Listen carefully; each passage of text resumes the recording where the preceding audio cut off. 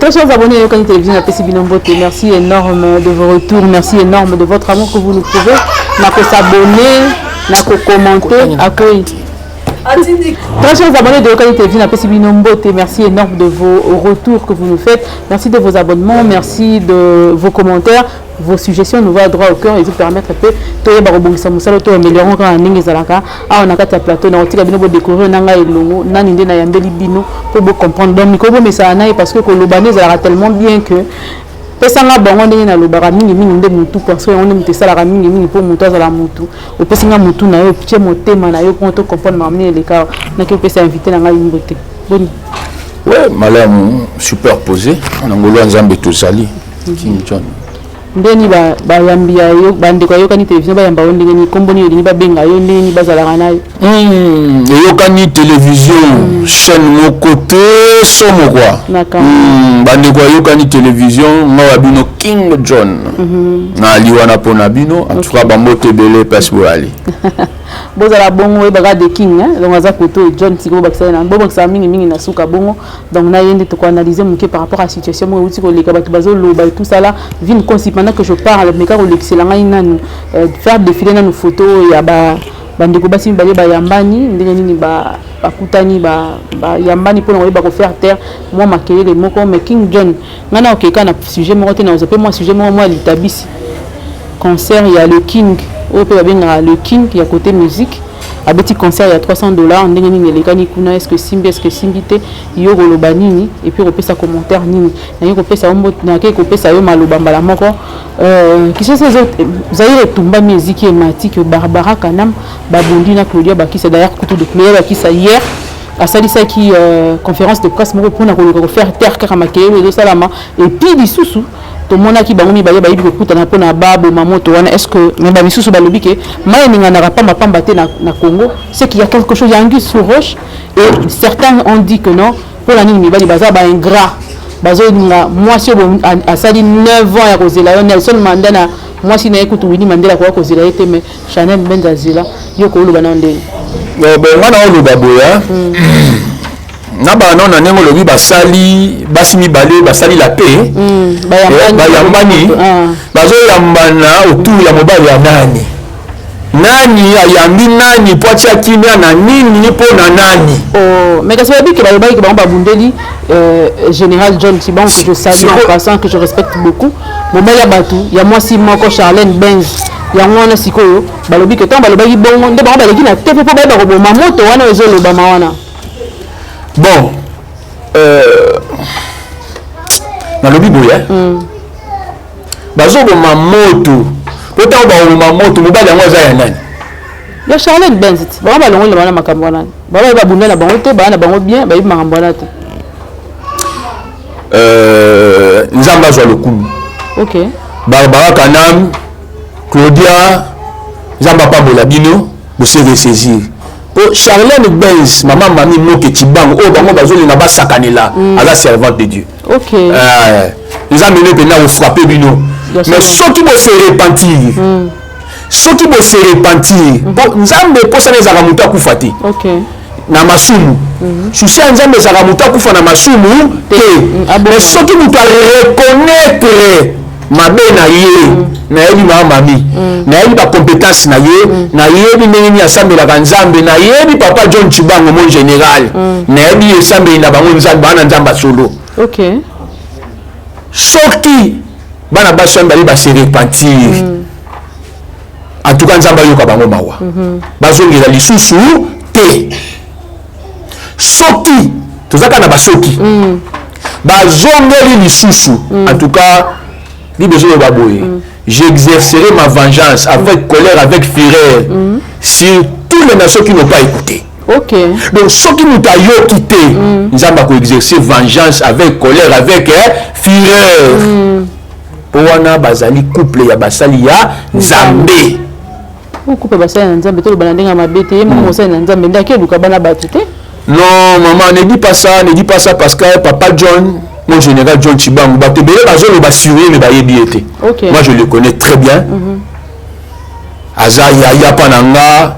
aza ndeko aza ebele po nanga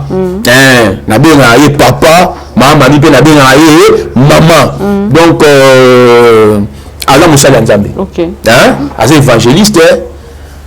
ngana ye mon général John Chibangu toujours baptême le même jour ngana ye papa molimo moko nazokamba ebele lelo bakomi koluka babatiza papa Moïse Mbiye nani pas pasteur Moïse Mbiye nani to monaka papa John na pasteur Moïse Mbiye tango awuti oleka na poste ndeni bazobina kuna na kati ya senga Nzambe merci mais akei na ye kaka parce que c'est église na kati ya Congo mais nani oza passer papa molimo ya papa John Chibangu papa molimo ya papa John Chibangu pe ya sonam nde papa molimo nanga prophète Richard Tamba Masiala akufa église ne komoni église de Jésus-Christ ma victoire acte de foi akufa lelo église wana ezokambama na pasteur Franck c'est ça pasteur Franck Moulaja Franck Moki oyo aza yaya ya Charlène Benz ok c'est ça non et c'est la adresse na mwana Kishasa il eza na limité mais alors mais c'est ça mais papa John Chibangu papa na ya molimo c'est papa Richard Tamba Masiala prophète Richard Tamba Masiala mais yende papa molimo ya papa John Chibangu nana ngai c'est ça mais je vous dis ok mais lelo oyo bato ebele kaka na moni na kombo omoni général John Chibangu na mama mami bato be bazolinga babuka bisika oyo bango balona te mais ye mutanga nalingaka basali ya Nzambe donc aleki na ye kaka en passant mais mutu abeta to oteka za papa na molimo ye moko ayebi ke papa na molimo asi akufa mais alors mais azokende kaka na papa molimo te wana akufa c'est que c'est papa Moïse Mbiye azwi baremplacer papa molimo te baremplacer ye te bazaka basali ya Nzambe dans le vide bongo sans papa bazaka basali ya Nzambe azokuta ye mais papa molimo na ye akufa bosoki mpa linga remplacer po eza te mais bimwa bato bayeba vérité alors siko poni ntango azilekaki poste tout ça akenda na église na bino te nga nazoloba mais est-ce il y a toute l'église naïe. Il est dans son église. Mais il est dans son église. Il prie là-bas jusqu'au. Mais il est dans son église. Vous le voyez là-bas. Mais il est dans son église. C'est pasteur Franck Mina il est dans l'église. Voilà, il est dans son église. Ok. Mais alors il est dans son église. Mais si comprend ni nakati yana. Mais ce va que l'église vous fait les amabés. Alors dans sa unité l'église corps du Christ. Ce n'est pas mauvais. L'église locale est soudée à Kiawa. Ce n'est pas mauvais. C'est bien, Zaraga, Basel et Nzambe, donc on a mis ma démocratie dans la carte Makambouana. Alors, par rapport à ça, il faut concentrer côté donc il est avancé. Il y a des analystes. Maramone, c'est les Kanamboko. Oui. Maramone, il y a des artistes, des théâtres, côté de Misabalele. Quand on va imiter ça, on va prophétie beaucoup 3 babi que 3 musuba beaucoup d'ici septembre 3 musuba beaucoup mais tout ça pour ça peut moi quoi ya balanzambe la prophétie ne sont bima likolo ya artiste na biso yoko le bani et là ba prophétie à Lukuta ba pasteur ba ko sa prophétie ba voter Lukuta là ba prophétie à Lukuta na ndeni mutu kamba lobeli yo ni température ya remesurer que na lobby hein pasteur moko asangisi bato awa azobonela mpona bata théâtre azala mpe pasteur kaka na kati ya bata théâtre tali koma mote je vais prier liwa elongwa je vais prier pasteur wana lelo bato bakufa lisusu te lelo basikoba alinga alongola mama yangoasambeli mpona liwa batika siko baavantieosambela mpona liwa te batika baavantire osambela mais je vous dis la vérité je vous dis la vérité elias ntango liwa ye liboso na ye asengi nzambe nzambe apusele su 15 osambela akufaka mena date yango na inga loba boye yoka on vous fait peur aujourd'hui. Na ba pasteur rebelle, ba faux pasteur. On vous fait peur. On vous fait peur, na ba faux pasteur. Ma message na bango tout autour ani. Liwa. Ngamba la sema ko kufa. Bango nzamba la disala tete yota mwana vindumba. Nzamba wala disala tete yende ko za wana zoli makangu mwasi ya mobali ya batu. Pour aller que mon pèse $100 exacté. Mais pasteur Joël Francis attend à l'hôtel et à place frère Outaki. Bah tu basilika bah c'est normal té. Na lobby hein. na lobby à tous pour ça ba démonstration té to le l'évangile. Oh, mais c'est parmi l'évangile s'il vous plaît, to le l'évangile c'est bien quand même. To le l'évangile, évangile il faut battre à Kabatu la vie éternelle. Évangile le bazo bangisa batu kaka bandoki bademo okokufa okozongisa boye suka nango ezaka nini ye moko nda monaki bademo ye moko nda monaki bandoki fo pese 200 dollars mo ndovana badongwa moto ekomba aventure yesu tanga ya okufa senga ina nimbongo miko utaki na lola balobake nazo ya kokufa pona bino kosangisa bambongo yesu akufa loko makasi ya liwa yesu ne kulusu poni côté l'évangile comme ya mbongo 2 Corinthiens chapitre 9 le verset 7 terminé que chacun donne comme il a résolu à son cœur sans tristesse ni contrainte car Dieu aime celui qui donne avec joie. Maman ça va 100 dollars et bata 100 dollars va tenir mais sont des aventures pas les évangiles donc quand une église va 500 dollars bon mais ça va aventure église anda kwa nzambe lokole zanda kwa nzambe sebe batu basala makambo ndenge kolonda kwa sala nini ndenge kolonda kwa lingi kolonda kwa loba mutu apesa ndenge boyisi na muteba na ye mais yo oza simple serviteur mosali ya pamba ya kolondaku olongo makoma loba kolondaku otie oyo yo 100 dollars baya église koma na rang social sikoyo mutu 100 dollars soka lekinga muna na 500 fois na mimoni pauvre moteki ya bavanti ayina kati na kako bangisaka batu liwa famille ya pasteur kana ezaka famille ya bien famille pasteur ndeka kana mama na bango utalelo ya mama ya pasteur bomoi pa yo ya ndoki mama na ya angelu ya mama na bino babimisie mabe matanga na ya famille yo akenda matanga na yo nyonso ya famille pasteur bima ndifo bola na nyonso yo matanga kokende te na mona bima be kwa zo bango pesa kuja so kuna na moyo cha $100 na ofande mais c'est que maman a aussi prophétie na TV wana après ça qui prophétie pour na Suzy respecté te selon maman wana Suzy a kufi maman a lobby que ba misusu ba kokufa yo c'est on a dit wapi ta Suzy na bombo ta ya pesa prophétie ba ya na sima bayaka na sima na lobaki bo batika ko moni mukili eza pasi nzala telime eza makasi ba baolu kwa place kolia place kobonga ko vana pe na monda climatiser ko tama na mutu ka bien aona kati wana diwa yeso ko na fond de commerce moi nzamba mona pasi ne kulusa nyopa ma lelo pona commerce de la prophétie c'est pas ça na lobby ba profil ba bito examiner yango to examiner ba prophétie te bible tini soto ba prophétie mais to examiner na ko examiner ba prophétie comme ça tout autour va dire mona te que eza monotonie mais mutu a lobby que mutu ba kufa ka bimeli ngai ayebi singa na yebi sabino ka modi monanga na kanda na témoin na modi mo témoin batika biso pardon témoin zate la parole de la prophétie par excellence c'est koka biso oyo tikali boyi non to boyi te tozo ko examiner to mona tout autour ali weza ba professeur ko bangisa batu pona ko lia mo infra na bango mukili ya pasite po mutala tandi mo tati ba bikeza pasi yango ba moni moyen le plus facile évangile ba détourner ngo ba komisa ngo bilei mais quand même pasteur solo pe bazako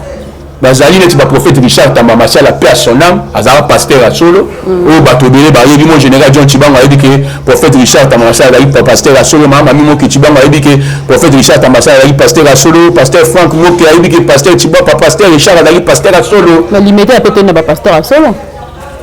tanga na neti na natang bon limité a évité que ça va Francis pasteur Francis Joël pasteur Moïse Mbie pasteur Marcelo Tunasi pasteur va belé na évangile les osuki ça daté ya nini daté ya repentance bon wana ça va nzamba sunga parce que yo ndongo okende te dimanche mon invité dimanche mon église mon na limité a oyate moi ça me la soutien na vana nga na ndako kwani banda prophète Richard Tamba akufa na luka mutalo ba vérité le roi na monate vérité na ebisa yo toucha yo o na banso ba lobate maman na lobby vrai homme de Dieu ba yeba ba na évangile et puis quand le miracle se produit ami kumisa te ami kumisa te et puis bon tout intéressé à yete so peut ça va so peut mais on a mbongo na muso asangisa bato na oni na échanger de limité alobi o ndenge nza ba révéler ye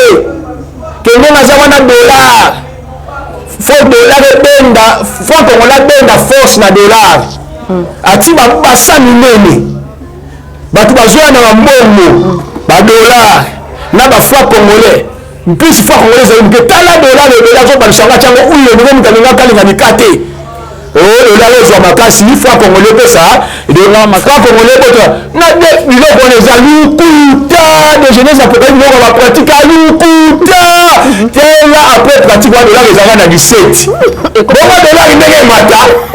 donc vous allez comme passer tout le monde a attendre avant de qui nous nous t'as tiré ça le ko anaté ma boka bibisi voir ne touchez pas mais ouais a dit que ça ne tu vas acha yini abambi moi le banaye eza souté ah batika biloko wana ko batika pe ko la batugo batika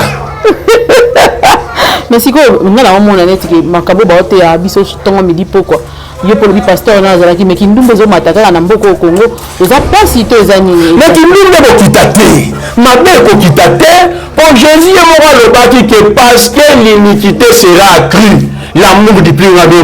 nombre c'est le fois là mabe zo ke na ko mata pour mabe faut comme et mata sous makasi yango moye bango bayeba na bango ekitite bazokondaka mabe ekita nzambe longola mabe balongwa te basina ta ya fe mabe fe sali emata sikofa basambela ndeni muna muta milembela nde évangile ateteyama batika masumu bango baza kaka butuka omoni nde bazobomana lelo so ngo so bapoison so bango na maboko ya bapaster tika poison na maboko ya paster bana batina bapoison yo moi ba paye batina so poison le poison so ngo so poison pas ba pasteur ba faux pasteur et pas ba faux pasteur la ba faux église moi j'ai la témoignage à deux personnes dans la famille n'a pas faux pasteur j'ai un cousin il s'appelait Mbaya na kota famille maman na akufa papa lebi na moko akufa ba pasteur ba chabango ba ya mwamba lebi pe lebi na peu bien king menazoloba na yo makambu menazoloba no makambu ozondimanga te ndenge nini oyo tokola biso mokusi nini toke molai mingi te me na ningi kopesa mpe mwa talaka oza na liste tobandi kaka me mpona bazoka mwa nga moko banani bapompanga gaz na donc si bapaster pompa gaz mamanaazosokali bakomoda bavérité na babenga demo wazoma bavérité mingi bango balinga vérité bato bakoeveye baenleve nanga liboso na ipekini en tout cas mon général Kasongo Sylvano Kasongo merci mingi mon général atali dossier bolibere moto okokangie banda dimanche ayaka libérale pasteur moko boye aza mpe kolia bolibere nazokoke bavérité kaka balevanga un dimanche balevanga na kati ya mutuka bu général Sylvano Kasongo na colonel Nestor nzamba pambola bino mosala kitaka babi chef dossier libo libéré muto balibéré na tango balibéré après 4 jours balinga na ndako gaz wana eneboma nake respirer na chambre bana heureusement na mona ndako na respirer na bayeba pe le faire na zanga mona bale babetanga gaz na émission na tongo na wana butu baline tika boye nano bavérité olokasi ngambuti bible nasali mpe balokola thermomètre bizayi na bango bazwi babwaki na fulu dobanga losu teke bayokanga ye mama naobanga eloko nini nabanga koloba vérité naobanga koloba vérité na nini nga nafini mutu awa toclôturer awa tokomi pela na suka moi liloba moko par rapport ya concert ya king ya $300 bato balobi ke esimbaki te basusu balobi mona moto apesi ya vi na yo eza nini bon fo bato bayebaka ke fali ipupa aza très poli asoigna bisika abimela azalaka très poli na bisika ya rutela epa kofi elobi te afinaka ye te à chaque fois kopi azalaka na posa na ye arépondaka papa donc nazomona ntina te nga nakoya koloba eloko moko boye mwana mobali ya bato aosa parcours na ye normal bongo sikoyo tokoloba nini donc mpona yo elekaki bien bon ngai nazalaki kuna te franchement nalandaki mpe yango te mais bimwe mpo na ngai nazoloba ke bisika moto awuteli azosoigne na ye soki nzambe azotindika ye bongo sikoyo mpo tomoni bana jibe mpiana na kati ya concert ya fali mpe aye pembeni na bango akomisi bango mais ntango mwana ya fali ayembaki nzembo ya jibe mpiana soki abwaki soki nini yango wana bawaria bafinga mwana wana en tout cas franchement makambo wana ayokaki yango te nayebi mpe yango ozoboyaka mpo naboya eloko moko te na bona beteli yo kasi na yebiso maintenant c'est bana ya JBM qui na kati ya concert a fallu yo impressionné mais ça montre l'amour et ça soutien ça dit au moins dans le barabo ça culture ya Congo ça dit JBM piana fallu pour pas ba musicien no surtout ba matcha culture ya mboka na biso ozo comprendre ngai alors tant moi na JBM piana ko soutenir na concert ayo sabo est-ce que c'est mauvais c'est bien ça ba signe bien pour nani tenir kama bayoka na raté ndeni bana na bakiko se retrouver mais balansi ke bayoka na rasiko ba contenir ba tukatika c'est bien pour na ba légende ici là il va suka pona lelo po trozongela pona moni ya to ya pena na débat ko sala ya minene liloba oyo ya suka pona émission oyo ezali kaka que vraiment pour oyo ba congolais ba ko sala ezali te nzambe akoyisila biso mani ninga akoyisaka mani na Israël na désert mais nzambe akoyisila biso ba comprimé ba congolais nyonso bamela elongola motema mabe tika boyeko mais je vous dis comprimé oui ba comprimé biso na posa mani te nzambe akoyisa ba comprimé bato ba congolais bamela motema mabe sila po oyo supposé que congolais motema mabe akoleka mokili mobimba olobi o supposé que congolais motema mabe koleka mokili mobimba mais exemple ezomona teke bazolingaka likambo mabe ezala kaka ezala wapi na pensé mais bazolingaka place mabe kaka mais non ce n'est pas normal ya zero wana bazolingaka bato bakufa bazolingaka motu moko azwi asimbi liwa abami bato liwa ye moko ajimibesabela afa longo liwa ye moko amonaki liwa ngo ndenge ye ntango epesi ebesa liwa elungwe bongo liwa bato bazokufa na famille alongoli mawa te ndenge nini mpo liwa eza osengeli mawa au pluriel motela motema mabe ya solo king John na sepeli makasi na mwa extrait oyo tikeli bandeko ayokani télévision mpo bakomesana kozonga mpa na yo lisusu prochainement surtout bongama mpona mwanga shushu fo tolobela ye mpena makasi bongisa deja baguerre na yo ndenge ezali malobi ke comprime fo tosalela prière tosenga nzambe akoyisa comprime ya motema malamu po congolais nesi azwa cure na ye dose na ye unique mpe bakochange motema na ye je crois qu'on va s'arrêter par là numéro na oso kokopesa oui pour le moment King John numéro na ye ezali 090 31 31 754 kaka ndenge ezali toza na barépétition naza mpe na studio naosala single kala mingi te ezobima single yango ezali liberté liberté titre epa nzembo moko eza liberté na kati nzembo mosusu eza réserve toza na banzembo lokwa balibala toza na banzembo lokola beauté richesse toza na banzembo lokwa yaya alobaki générique donc tosala yango na oloba bato babao musique ya mai na musique ya mokili oyo musique ya satana na musique ya nzambe ezalaka wapi sikoyo osala musique nini ezalaka wapi longa naza mixte naosala musique naopesa conseil nga azalanga parolier nabetaka musique mpo naopesa conseil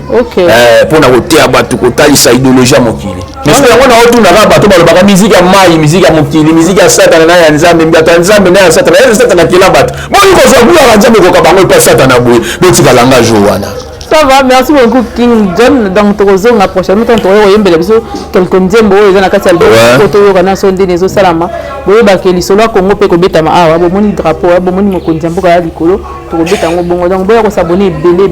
bino nyonso bolinga biso bozela kana biso lelo libanga ezate pour l'instant libanga ezate to ko betango sima est-ce que yo pe ko babwaka yo ndenge nini siko fo babwakela yo Vine peut la pimer les bancs à l'île. Donc, beaucoup n'attendent qu'on ne fait pas n'attendre à Combo, n'attendent quand même. On se revoit très prochainement sur un autre numéro sur cette même chaîne. Bye bye.